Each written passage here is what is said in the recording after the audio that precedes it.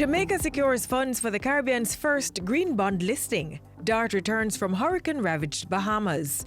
And government commissions second water harvesting system at Enid Bennett High. You're watching Jamaica House Weekly. I'm Lorraine Mendez.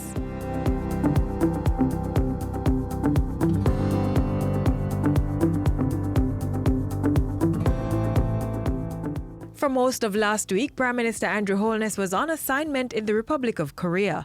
On Monday, he announced that the Green Climate Fund had approved the listing of the first ever Caribbean green bond on the stock market. The proposal, which was submitted on August 12 and approved on October 4, will get almost $583,000 in support from the Green Climate Fund. According to Mr. Holness, the move will place Jamaica as the Caribbean country of choice to conduct climate-smart and sustainable business. The Prime Minister also pledged Jamaica's continued push for a disaster-resilient nation. We will continue to reduce our debt so that we are our own first line of financial response to climate events. We will continue to engage our private sector and attract their assets and resources into climate-smart and carbon-reducing economic activities. We will continue to advocate and support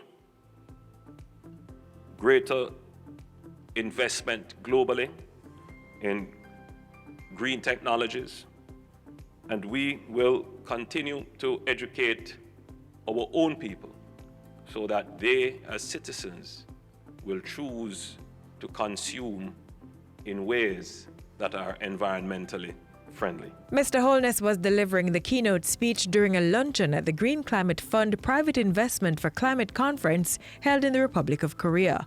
The October 7 to 9 event took place in the city of Incheon and had brought together private and public sector entities to accelerate climate action in developing countries. The Prime Minister also participated in a panel discussion Monday under the theme Raising the Bar, Moving Forward with Climate Change Ambitions. He told the gathering that Jamaica was on a path to transform into a low-carbon economy. Mr. Holness said work was being done to develop policies on electric vehicles as well as hydro, wind and solar power generation. He said these clean energy initiatives would be fast-tracked with the right kinds of local and international investments. We have a great interest in seeing a transformation of the global financial system that would allow us to access products, that would allow us to transfer risk, better insurance products, better de-risking of investments, areas in which we're happy to see that the Green Climate Fund is seeking to play a greater role. While in the Republic of Korea, Mr. Holness took some time to meet with the Jamaican diaspora in the Asian country. He shared investment opportunities in a number of areas to include clean energy, agriculture, business process outsourcing, and entertainment. The Prime Minister also made a charge to the Jamaica-Korea Association.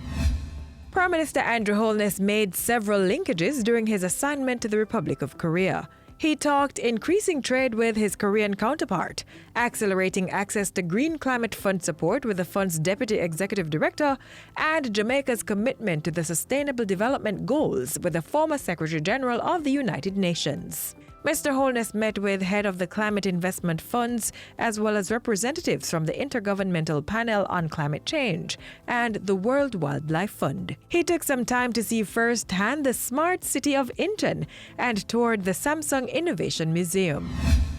Back in Jamaica Friday, Mr. Holness participated in a welcome home ceremony for the island's Disaster Assistance Response Team, DART.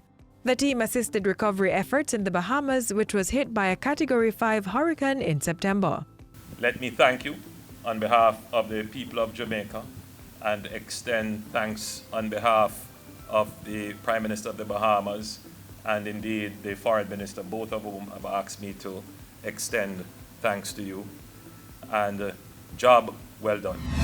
And Minister without portfolio in the Ministry of Economic Growth and Job Creation, Senator Pernell Charles Jr., was in Bogwalk, St. Catherine Tuesday. He was there to commission a $7 million water harvesting system at the Enid Bennett High School. The institution is also to benefit from water-saving toilets, taps, kitchen faucets, shower heads, and a urinal trough. And 12 students and a teacher were appointed water monitors under the ministry's Water IQ initiative. So there needs to be a complete turnaround in how we use the resource if the structures that we put in are to be maximized. Are you doing your job in turning off the tap?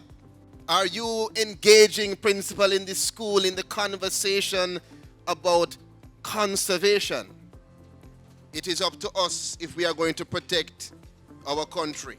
And that's it for Jamaica House Weekly. Be sure to join us next time for more of the news stories coming out of the Office of the Prime Minister.